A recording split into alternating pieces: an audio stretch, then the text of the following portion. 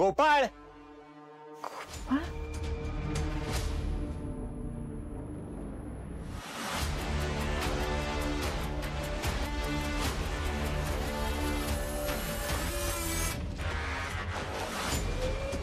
गोपाळजी अचानक या ना आत या.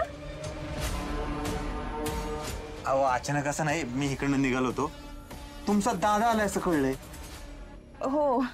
कुठे आहे तो? तो काही एका जागी राहतो का? तो कधी कुठे कशासाठी का जायला हो काहीच सांगता येत नाही.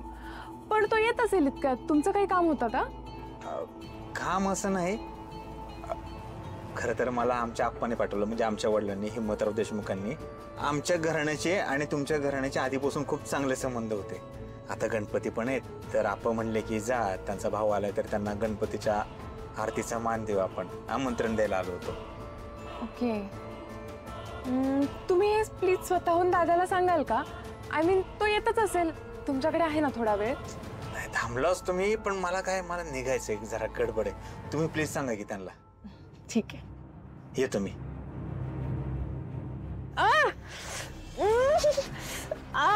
काय हो, काय झालं? डोळ्यात गेलं काहीतरी.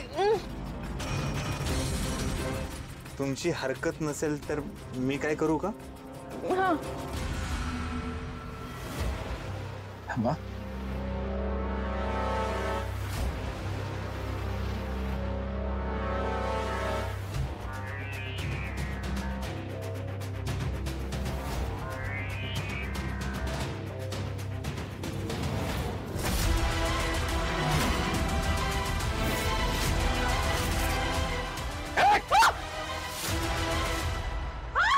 काय चाललंय? दादा काय करतोयस तू? माझ्या डोळ्यात काहीतरी गेलं होतं, ते फुंकर मारत होते. अहो त्यांचे हात बघा, हळद आहे त्याला, ते जर का डोळ्याला लागलं असतं तर केवढ्यात पडलं असतं. आणि मी कुठल्या बाईला टच करत नाही. अहो तुम्ही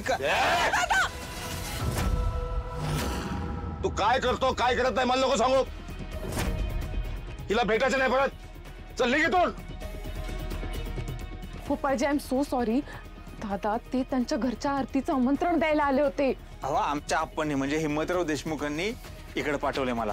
तुमचे आजोबा आणि आमच्या घराण्याचे जुने संबंध होते, त्यामुळे आरतीचा मान द्यायला तुम्हाला पाठवलं इकडे मला. येतो येतो तुझ्या घरी येतो. तुझ्या सगळ्या घरच्या समोर तुझी आरती ओवाळतो मी. हो आता देख.